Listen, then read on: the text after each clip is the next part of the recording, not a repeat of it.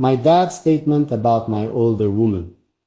I knew the conversation was coming. From the moment I told my dad about her, I could sense the hesitation in his voice. It wasn't anger. It wasn't disappointment.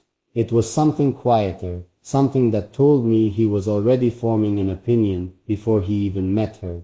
And I knew exactly why. She wasn't the woman he had pictured for me. She wasn't the girl next door, the one my mother might gossip about with her friends, the one who fit neatly into the version of my future he had always imagined.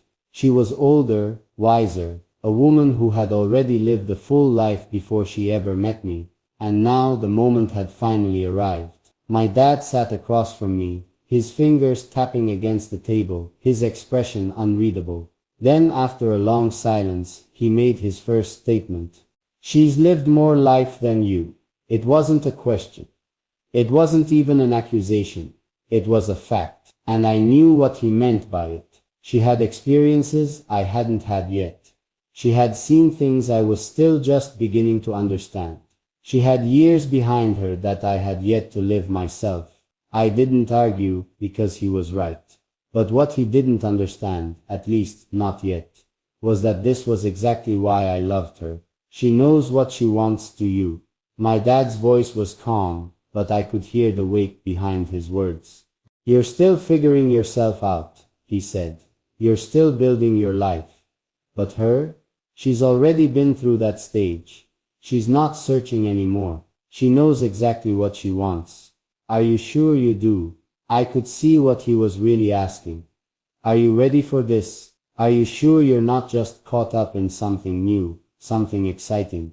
Do you really know what it means to love a woman who won't wait for you to catch up? And I had thought about it. I had spent nights wondering if I was making the right choice, if I was stepping into something too big for me. But every doubt disappeared when I was with her. Because she didn't just make me feel something. She made me see things differently. She didn't play games. She didn't make me guess where I stood with her. She challenged me, yes. But she also made me want to be better, to grow, to step into my own future with certainty. And that was something I had never had before. What if one day you realize you want something else? That was my father's greatest fear. Not that I loved her. Not that she was older, but that one day I would wake up and feel like I had missed out on something, that I would resent the years between us, that I would start wondering if I should have chosen someone younger, someone at the same stage of life as me. Love feels easy now, he said, his voice softer this time. But will it still feel easy 10 years from now? I didn't hesitate this time. Love was never supposed to be easy. It's supposed to be real. And what I have with her, it's the realest thing I've ever known. For the first time my father sat back. He didn't speak right away. He just looked at me, really looked at me, as if trying to see the truth for himself. And then after what felt like an eternity, he let out a slow breath. I just want to be sure you know what you're doing. It wasn't full approval. Not yet. But it was the first step toward understanding. And for now, that was enough. The conversation wasn't over. Even though my father had softened, even though he had let go of some of his initial resistance, I could tell there was more on his mind. He was holding back, choosing his words carefully, as if trying to find the right way to say what he really wanted to say. And then finally he spoke again. Son, are you ready for the world's opinion? His voice was calm, but I could hear the warning beneath it. It's not just about what you feel, he continued. It's about what the world will say. And you know how people are.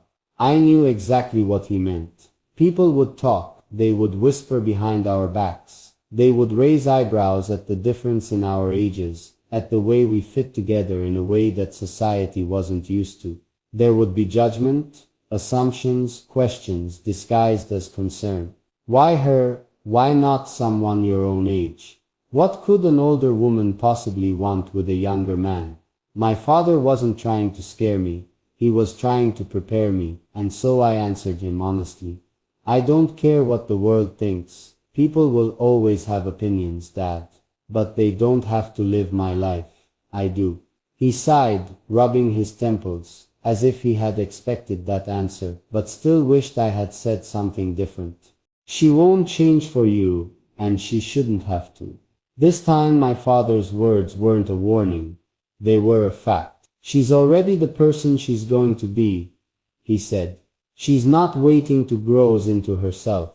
She's not going to bend who she is, just to fit into your world. He leaned forward, looking at me closely. Can you handle that? Can you love her without trying to make her fit into what you expected your life to be? It was a good question, because the truth was she wasn't like anyone I had ever been with before. She didn't need my approval. She didn't need my validation. She didn't need me to save her, complete her, or fix anything in her life. She stood on her own, and instead of making me feel small, that made me want to stand taller beside her. I don't want her to change, I told him. I love her for exactly who she is, and for the first time, my father didn't challenge me. He just nodded, letting my words settle between us. The shift in his expression. For all of his questions, for all of his concerns, my father wasn't just worried about the age gap. He was worried about me, about whether I had thought this through, about whether I was chasing something temporary, about whether I understood the weight of the commitment I was making. And now, after everything I had said, I saw something in his face change. He wasn't completely convinced. Not yet, but he was listening. And that was more than I could have asked for. The weight of the conversation hadn't fully lifted, but something had shifted between us. My father wasn't a man who changed his mind easily. He believed in logic, in experience, in lessons taught by time. He wasn't the type to be convinced by feelings alone. But now, after everything I had said, I could tell. He wasn't just hearing me anymore. He was listening. And then, after a long pause, he spoke again. Love feels simple in the beginning. His voice was quieter this time, as if he was no longer challenging me, but instead trying to prepare me. Right now, everything feels good, he said. You're in love, you're happy. And that's a beautiful thing. But love doesn't stay simple. Life complicates it. And when it does, will you still feel the same? I knew what he meant. It wasn't just about us. It was about the realities that came with our relationship.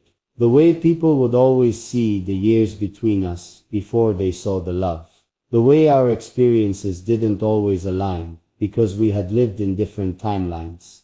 The way life had already shaped her, while I was still shaping myself. She's been through things you haven't yet. My father continued. She's ahead of you, in ways you don't even realize yet. And that's fine, until one day it's not.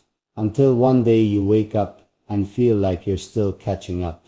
Will you be okay with that? It wasn't an accusation, it was a challenge. And I had thought about it before. I don't need to catch up to her, I said. I just need to walk beside her. My father studied me, as if trying to find any hesitation in my words. He didn't find any, and I think in that moment he realized something. I wasn't just defending her. I was choosing her. You're more like me than you think. My father leaned back in his chair, exhaling through his nose, and then unexpectedly he smiled. You remind me of myself when I was your age, he admitted. I was stubborn too. When I made up my mind, there was no changing it. He shook his head slightly, as if he had just come to terms with something himself. You're not asking for my approval, are you? It wasn't a real question. He already knew the answer, because the truth was, I had already made my decision. And my father, for all his worries, for all his doubts, he saw that now, the statement that said it all. There was a long silence before my father finally spoke again. If she makes you better, if she gives you a love that challenges you instead of just comforting you, then maybe you're exactly where you're meant to be. That was it. Not a grand blessing, not full acceptance, but a statement. A statement that told me he understood, even if he wasn't completely sure yet. A statement that meant he wasn't going to fight this anymore. And for my father, that was as close to approval as I was ever going to get. I sat there, letting his words settle. For the first time since this conversation started, he wasn't trying to convince me to rethink my decision. He wasn't warning me about the risks or making me question my own heart. Instead, he was doing something my father rarely did. He was accepting that this was real, but I could tell he still wasn't finished. There was more he wanted to say. Love is a choice, not just a feeling.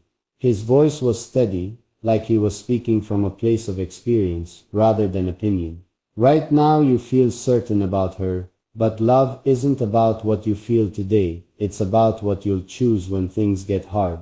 It's easy to love someone when everything is new, when there's excitement, when there's passion, when you haven't had to face the tough parts yet. He paused, looking at me with the same serious expression he always had when he was trying to teach me something important.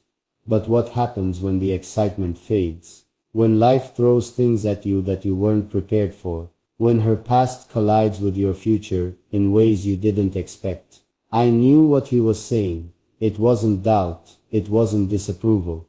It was a reminder that love isn't just a feeling, it's a choice. A choice to stay. A choice to grow together. A choice to hold on, even when it would be easier to walk away. And I had already made that choice. Dad, I know this isn't just about now, I told him. I know this is bigger than just what I feel today, and I'm not afraid of the hard parts. I'm not afraid of growing into this love. He studied me for a moment, and for the first time, I saw something in his expression that I hadn't seen before. Not hesitation, not concern, but understanding. If she stands by you, then you stand by her. My father had always believed that a relationship wasn't just about love, it was about loyalty. If she's willing to fight for you, to walk through life with you, to stand beside you, even when things aren't easy, then you give her the same in return. You don't run when things get complicated. You don't let people's opinions shake what you know to be real. And you sure as hell don't ever make her feel like she's just an option. I already knew these things. But hearing them from him, hearing him say it like this, it felt like more than advice. It felt like permission. Because despite his doubts, despite his concerns, my father wasn't telling me to leave. He was telling me how to stay. His final statement. The conversation had lasted longer than I expected. But as he stood up, I knew it was finally coming to an end. He took a deep breath, looked at me one last time and said, "Then don't mess this up." That was all. It wasn't an enthusiastic blessing. It wasn't an emotional speech, but it was a statement. A statement that meant, in his own way, he had come to terms with this. A statement that meant he wasn't going to fight me on this anymore. A statement that meant, even if he didn't fully understand it yet, he was willing to trust me. And for my father, that was the closest thing to approval I could ever ask for.